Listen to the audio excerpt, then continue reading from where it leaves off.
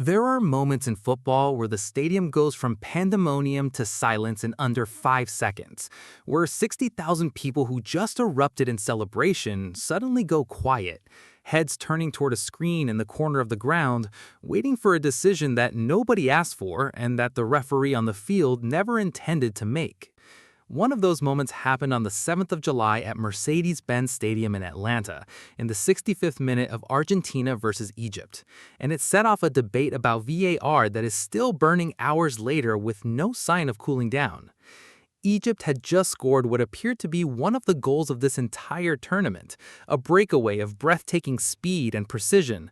Haitham Hassan collecting the ball near his own penalty area, driving forward, finding Mohamed Salah in transition, and Salah sliding a pass through to Mustafa Zico with the kind of weight and timing that only the best playmakers in the world can consistently deliver. Zico, the 29-year-old who chose that nickname in honor of the Brazilian legend his father admired, beat Emiliano Martinez to the ball and finished 2-0 to Egypt, the defending world champions led by Lionel Messi on the brink of elimination in the round of 16. And then the VAR screen lit up. What followed produced a reaction from broadcasters, analysts, former players, and fans that this tournament has rarely generated from a single decision.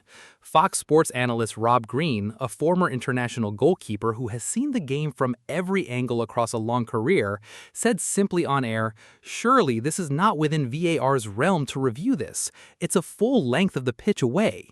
That sentence captured exactly what millions of people watching around the world were thinking at exactly the same moment. So let's break down precisely what happened, why VAR intervened, what the rules actually say, and why this decision has opened a conversation about the technology that goes far beyond this one match. Here's the sequence. Argentina were in possession and building an attack near Egypt's defensive third.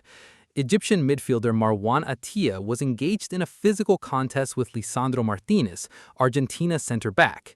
What the VAR review subsequently identified was that Attia both held Martinez's shirt and stood on the Argentine's foot simultaneously. The referee on the field, Iggy Stantashev, did not whistle. He saw the contact and made a judgment call that it was not sufficient to stop play. Egypt broke away with the ball, covered the length of the pitch, combined through Salah, and Zico finished. The sequence from Attia's contact to Zico's goal covered approximately 100 yards of pitch and several seconds of continuous play. VAR intervened anyway. The recommendation was for an on-field review. Tantashev went to the monitor, watched the footage, saw the shirt pull and the foot contact simultaneously, and disallowed the goal.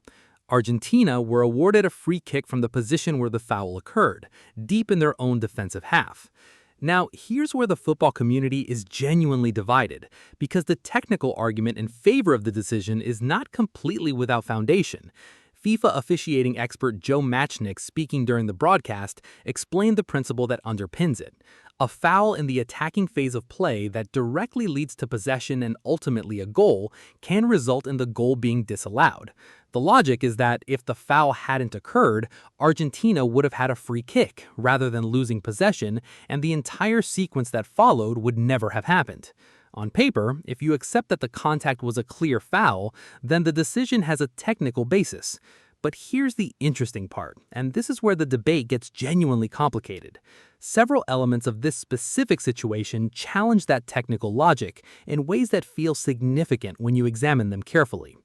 The first question is whether the contact was actually clear enough to constitute a foul in real-time match conditions. Ali McCoist, speaking during coverage afterward, said he was so disappointed that the goal wasn't allowed, but acknowledged that Attia did definitely tug the jersey.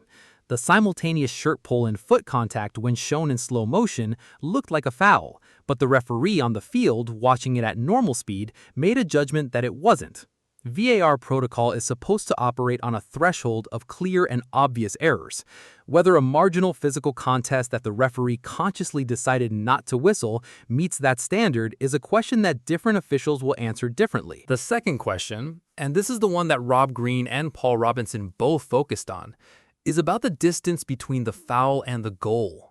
Former England goalkeeper Paul Robinson said on commentary that Egypt had a second goal disallowed for an infringement that was almost on their own touchline. The physical distance between where Atiya fouled Martinez and where Zico's shot crossed the line was roughly the entire length of the pitch. Multiple phases of play occurred between those two events. Egypt regained full control of the ball, built a team move, and created a genuine scoring opportunity entirely through their own quality and effort. The argument that the foul directly caused the goal becomes thinner with every additional yard and every additional action in the sequence. The third element, and this is where the conversation about consistency becomes impossible to ignore, is a statistical point that has been circulating since the match. Across this entire World Cup, VAR has reviewed 12 goals for fouls in the build-up, and all 12 were ruled out. At the same time, there have been 3 goals scored after fouls in the build-up that VAR chose not to review. Every single one of those 3 unreviewed build-up fouls was committed by Argentina. In this very match, Egypt were furious that there was no VAR check for incidents in the build-up to Argentina's eventual winner later in the game, with Mohamed Salah believing he had been fouled and should have been awarded a penalty before Argentina broke the other way and scored. Ahmed Youssef, an Egyptian football expert speaking afterward, put it plainly. He said there was so much inconsistency at the moment with VAR decisions and how far you go back to pull a decision. He said the foul was so minimal and the distance was so great that he completely understood why the Egyptian coaching staff and players were so disappointed. And then he asked a question that is going to follow this decision for a long time. If that was Lionel Messi or someone else in an Argentina shirt, would there have been the same consistency? That question deserves to be sat with seriously rather than dismissed, because it gets to the heart of what VAR was designed to fix and what it is increasingly seen as creating instead. The technology was introduced to eliminate clear and obvious errors, the goal that was never a goal, the penalty that was clearly never a foul, the red card that should have been given but wasn't. Those interventions, when they work correctly, feel like justice. When a ball clearly crosses the line and no goal is given, VAR restoring that goal feels right to almost everyone watching. But what's happening at this World Cup is something different. VAR is repeatedly becoming the main character of major matches. It is reversing decisions that the referee on the field made in real time and in context, often based on slow-motion footage that distorts the apparent severity of contact. It is drawing the threshold for intervention further and further from where most football people understand the line to be. And it is doing so with an inconsistency that is generating more controversy, not less, than the errors it was supposed to correct. Veteran commentator Ian Darke, one of the most respected voices in English-language football broadcasting, watched what happened with Egypt's goal and asked publicly how far back in the play VAR could go. He said it had a hint of farce about it, and that the goal would have stood for 150 years prior to VAR existing. Think about that framing for a moment. Not for 100 years, not for 50, 150 years of football, played at every level in every country under every set of conditions imaginable, would have looked at Atiya's contact with Martinez, watched Egypt break away and score a stunning counter-attacking goal, and given the goal. The entire history of the sport, up until the introduction of this technology, had a collective understanding of what constitutes a foul severe enough to invalidate a subsequent goal, and what constitutes the kind of incidental physical contact that happens in the flow of a match and doesn't override what comes next.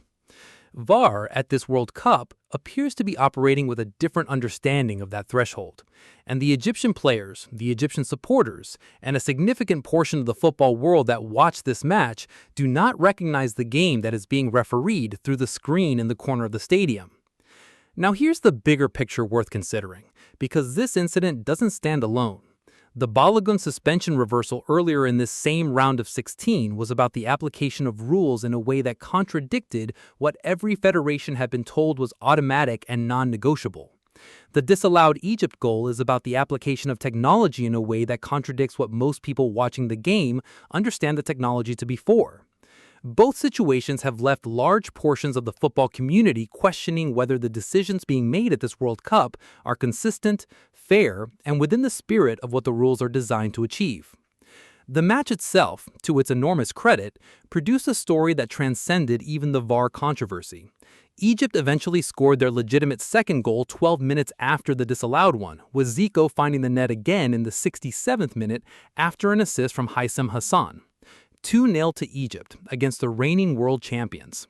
Messi had already missed a penalty earlier in the match, a save from Egypt's goalkeeper that momentarily silenced the sections of the stadium backing Argentina. The defending champions were 2 goals down and facing elimination. Argentina staged a comeback, as teams of their quality tend to do, eventually pulling the match to 2-2 before scoring a winner that sent them through. Egypt went home, eliminated but unbroken, having led Messi's Argentina by 2 goals in the round of 16 and having produced one of the great individual performances of this tournament in goalkeeper Mohamed Abou Gabal's display across 90 minutes. But the conversation that this match generated will not go away with Egypt's elimination. The question of how far back VAR can go to disallow a goal, the question of what direct causation actually means when 100 yards of play separates a foul from a finish, and the question of whether the technology is being applied with the consistency it needs to maintain credibility, these questions are going to follow this World Cup into its final weeks and beyond. What do you think? Was VAR correct to disallow Egypt's goal for a foul committed on the other side of the pitch? Or did the distance and the phases of play that followed make the intervention unjustifiable? Does the statistical pattern of 3 unreviewed Argentine build-up fouls in a tournament where 12 other teams have had goals disallowed for the same reason represent a genuine consistency problem? Or is each case genuinely being judged on its own individual merits? And at what point does VAR become so expansive in its reach that it stops correcting football and starts replacing it with something that no longer resembles the game most people fell in love with? Let us know in the comments. Make sure you're subscribed so you don't miss our coverage of the quarterfinals, and like this video if this story matters to you.